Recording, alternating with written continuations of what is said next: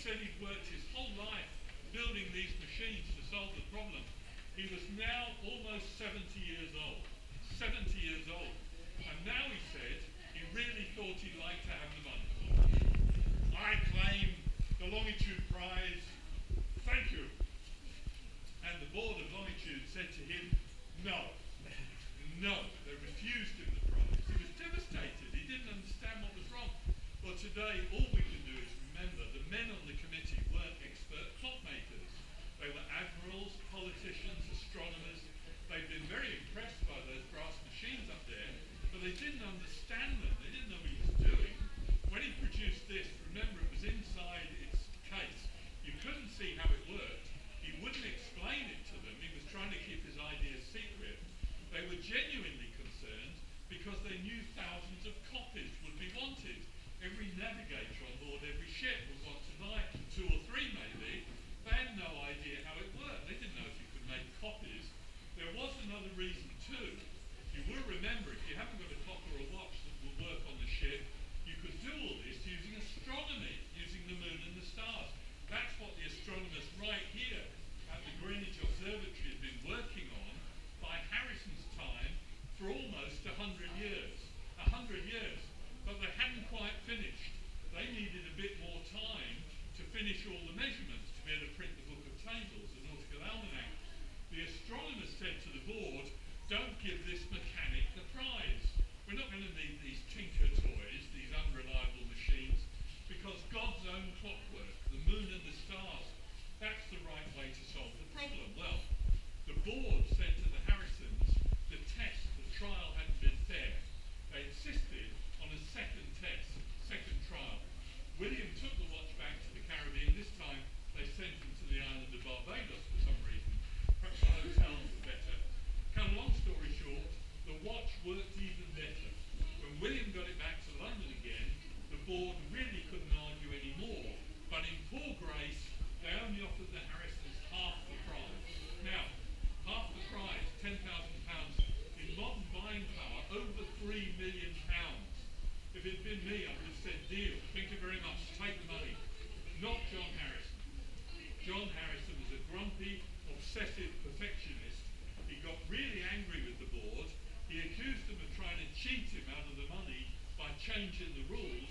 He demanded the whole prize, the whole £20,000, and he got very rude about it. And that was a big mistake, because they got rude back. And would you believe that started an argument, a feud, between Harrison and the board that lasted very nearly another 10 years. 10 years more argument and feuding while Harrison fought to claim his rightful view. Cut a long story short, they first told him he'd have to take this to pieces and explain how it works to a board of experts. He didn't want to do that because he felt sure his ideas would be stolen, but he agreed to do it. He disclosed the design to a panel of experts, and one of them, a watchmaker, who came along and listened to his description, then went out and leaked the design to the French. The French! Harrison was furious, absolutely furious, but for disclosing the design, the board paid him the first £10,000 cash. He was then truly a rich man, but he wasn't about to give up, not John Harrison. They told him, though, if he wanted the rest of the money, the other £10,000, he personally would have to make 2 copies of this to show the copies would work just as well as the original. Harrison was well over 70 years old. His hands and his eyes weren't what they had been. He knew he didn't have time. Each copy would take 5 years or more.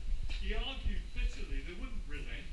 To make life interesting for him, they took the original there away from him and gave it to another watchmaker to make a separate copy. Well, all Harrison could do was buckle down and work.